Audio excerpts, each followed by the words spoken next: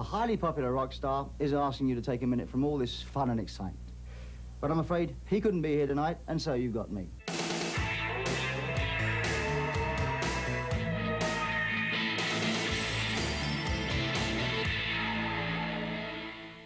One more night.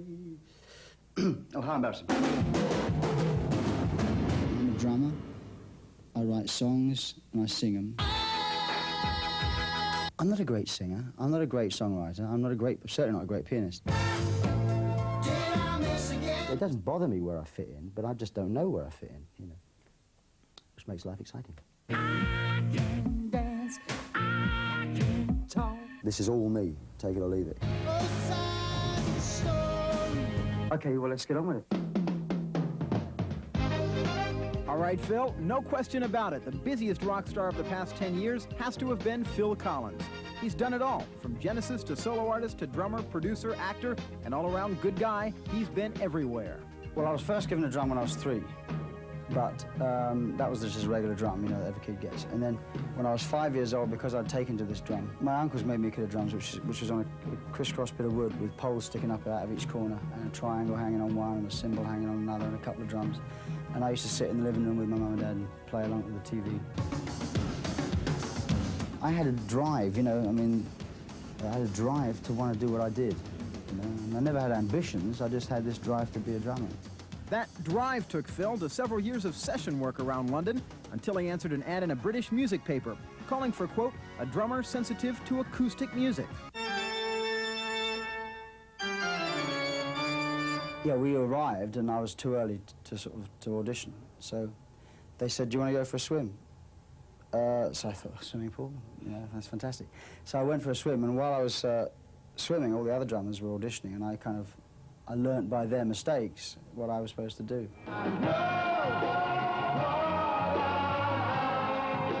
Thanks to that bit of eavesdropping, Phil got a job with Genesis, and with a string of hit albums, they established themselves as the premier British art rock band of the 70s.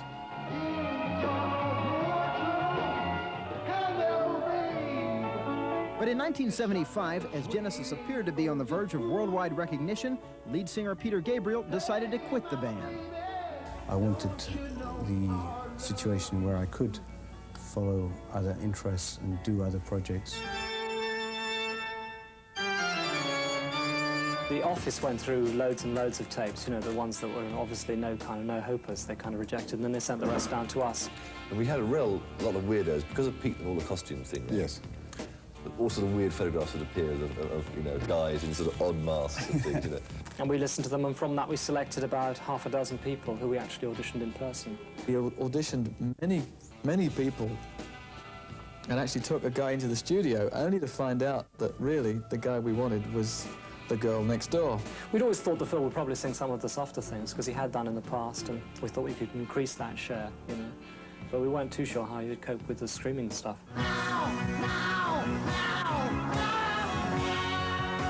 I never really liked the idea of being a singer in the group, to be honest. I just did it because nobody else came up. You know, we couldn't get anybody else, so I did it. He was more worried about the talking in between the songs and the singing, right? And he had his little notes, right? Hello, everybody. What's his hand doing that, right? He was sort of reading it written down, right? I'll never forget that. Phil managed to get over his nervousness and began to feel comfortable in his role as lead vocalist. Despite predictions to the contrary, the new Genesis became bigger than ever, recording and touring the world non-stop. Then, as the 80s began, the band decided to take a rest. Can we talk about my solo career? Is that all right? People say, so why did you first start doing a solo career? Why so late in your career? Or why did you first do an album? And really, I wish I could say, because I felt like it.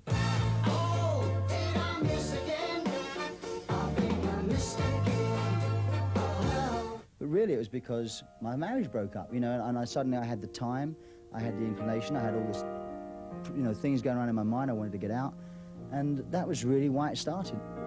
Just as I thought I'd made it,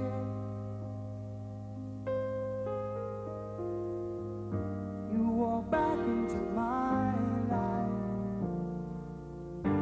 just like you never left. I'm a very romantic person, very sentimental person. And I get upset when I think about things like the thing that happened to me. And when it happened to me, it was very strong. I'd known my wife since I was at school. And I have my son. As far as I was concerned, my whole life suddenly was in, you know, in pieces. Take what you got and you leave. Oh, leave me alone, my heart. I'm putting the pieces back together again. It had a big effect on my life, and so I wrote. I had nothing else to do rather than channel my energies into learning how to operate my 8-track machine, which I had just bought, and sitting down and trying to, you know, put my energies into whatever I do. And the only thing I do is music. So I was writing, and the things that came out on face value are totally, it's like a diary, you know. And I'm not ashamed of that, I'm proud of that. The music I listen to and the music I like, generally speaking, is R&B. The 60s are part of my, well, are my history, you know, is my history, are my histories. We always get a couple of slow songs, a couple of ballads, and a couple of R&B type songs, a couple of moodier things, because that's the kind of things that I write. Well, this song is dedicated to all those perverts in the audience tonight. I can hear through these walls. With 2 successful solo albums under his belt, there was no reason Collins had to return to Genesis, except that he wanted to. I think I'd probably get bored doing just one thing. I mean, obviously my thing is the most important thing to me, if I had to make a choice, but fortunately no one ever asked me to make a choice.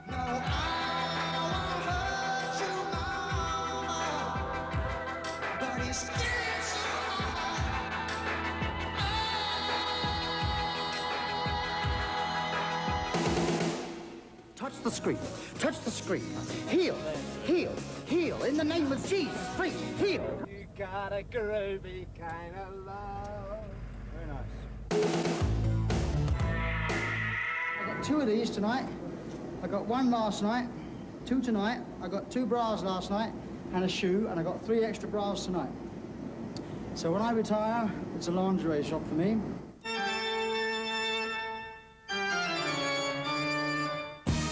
Phil Collins' rise to superstar status culminated with the release of his 3rd solo LP, No Jacket Required.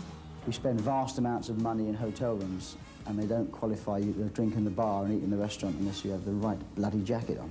So this is my little dig at hotel managers and restaurant owners all over the world.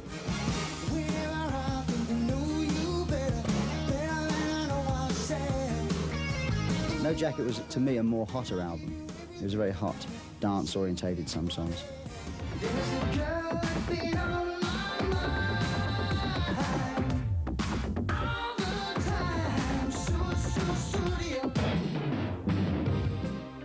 Bolstered by 3 #1 songs, Collins launched a solo world tour.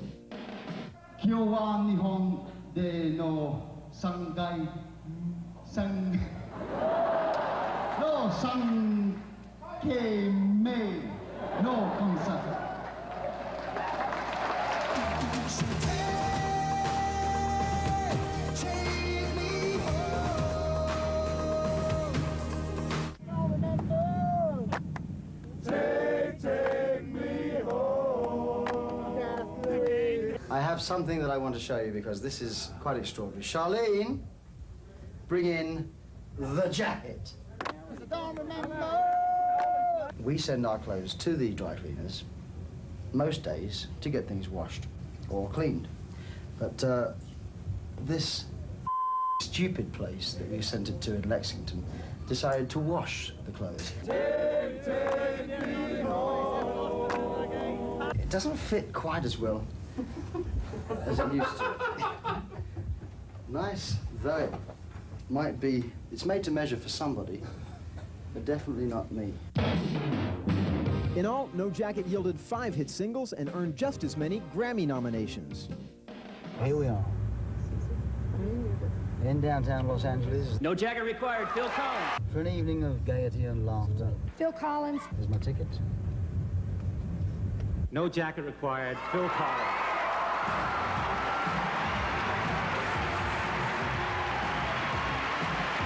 I think my mum would be proud of me tonight. My heart is going so fast, man. Am I glad I bought this tux? You never knew where Phil Collins would pop up next. He emerged on 2 movie soundtracks, playing drums with Robert Plant, and he also found time to add producing to his list of credits.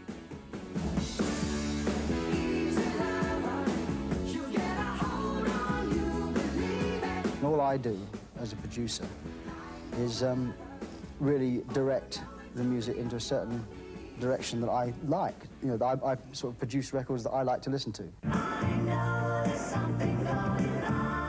Phil also produced former ABBA vocalist Frida. I wanted it to be different. I wanted to sound different than I do in the work with ABBA. And I think he understood what I meant. It wasn't a big, heavy business thing. We sat around and had a cup of tea with him, you know, he, Marco and myself. And before the song was written, we agreed to work together. Who couldn't get along with Phil? He's wonderful. And he also produced 2 albums for his good friend Eric Clapton.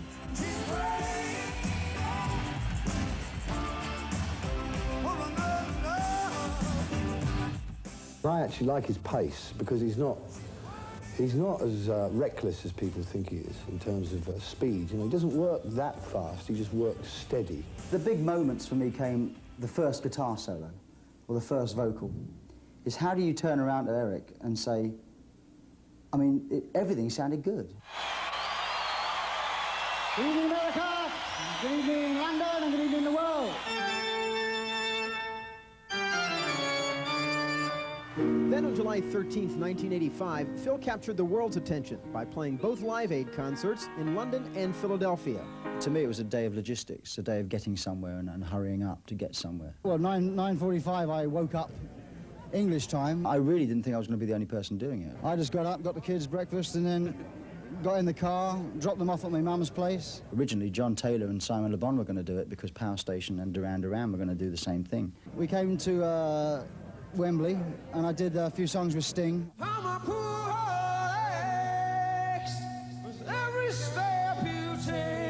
I got on Concorde. Cher was on the plane. She didn't know what the fuss was about. She thought all the fuss was about her, I think. Phil Collins is in that helicopter. I wanted to come and play with Eric. And I did my 2 songs that I know. You're the only one who really knew me at all. I wanted to play with Robert and Jimmy, and I played with them. That's what your time's for, isn't it? To use it up doing silly things like this. I think music can be entertainment. It can be all things. It can be informative, you know. It can actually start the ball rolling on something. You can actually start embarrassing people into doing things, which I think Live Aid might have done. Well, this is the other song that I know on the piano.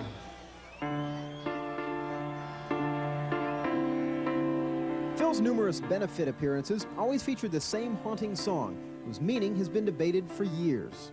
I can feel it coming in the air tonight. Oh Lord. I don't know what it's about. The lyrics to that song were improvised. That was one of the first songs that I kind of wrote in my face value batch. And I just had a drum machine pattern and a keyboard. And I just opened my mouth and sang, you know. And what you hear came out, apart from maybe 1 or 2 lines.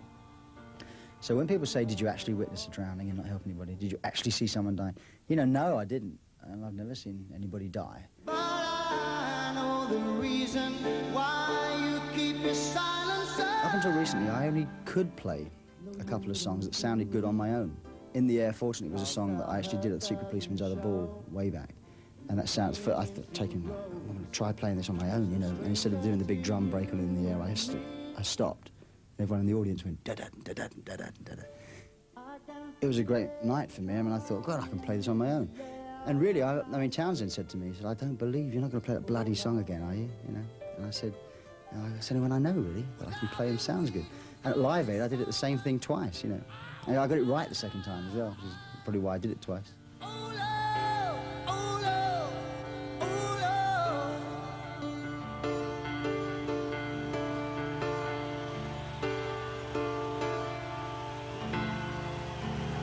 No comment. He's all we could get. In the one room, was just too good to miss playing behind him, because he is really the best guitar player I've ever played with. Phil's fourth solo album included another guest appearance from old pal Eric Clapton. I asked him to play on it, and he actually did say to me, he said, "It's about time you asked me to play on one of your albums. Don't you like my playing?" I don't know why. Collins also enlisted the help of David Crosby. It sounds silly, doesn't it? Crosby, Stills, Nash are probably one of the biggest American bands. But Dave Crosby on his own, with all his history, probably doesn't mean that much to a lot of people. And I really want to try and make people think about him again, you know, because he's got a great voice and he really is a one-off. That's the way it is. You don't know like I know. Another of Phil's heroes is R&B singer Sam Moore, with whom he had the chance to perform at the Atlantic Records 40th anniversary concert. That's the way it's supposed to be. That was a highlight of my career. A lot of people would think Live Aid or something's a highlight. Well, that was definitely up there with it, you know. He also amused audiences with his appearance as Uncle Ernie in The Who's 1989 Tommy concerts. No one saw me before I went on. And when I walked on stage, dragging one leg behind me with a wine bottle, the look on Townsend's face was just worth every minute.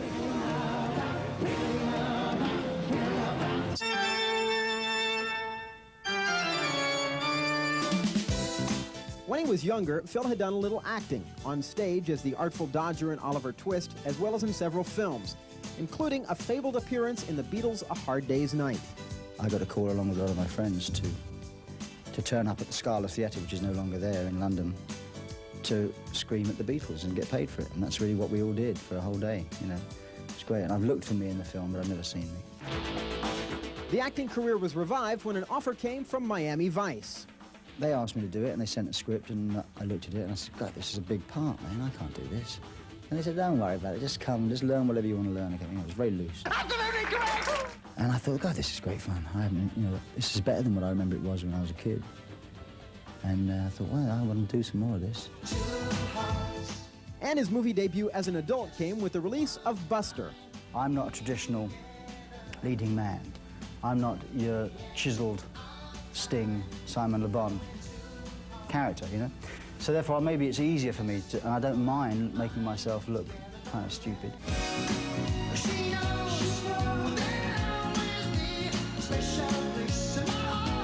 I actually got good reviews for my acting, which was, I breathed a sigh of relief. I mean, I didn't realise it was such a gamble as it turned out to be. I mean, I just did it because I wanted to do it, and I really want to investigate that a lot more.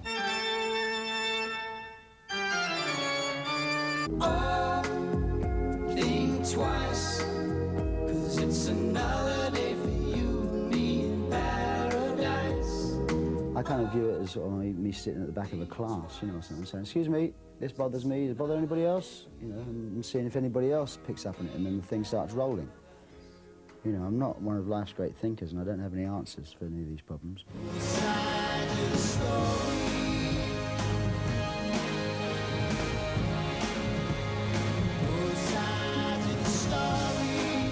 Both sides is actually sort of just trying to urge people to remind myself, as well as urge other people, that we should try and look at the situation from the other person's point of view.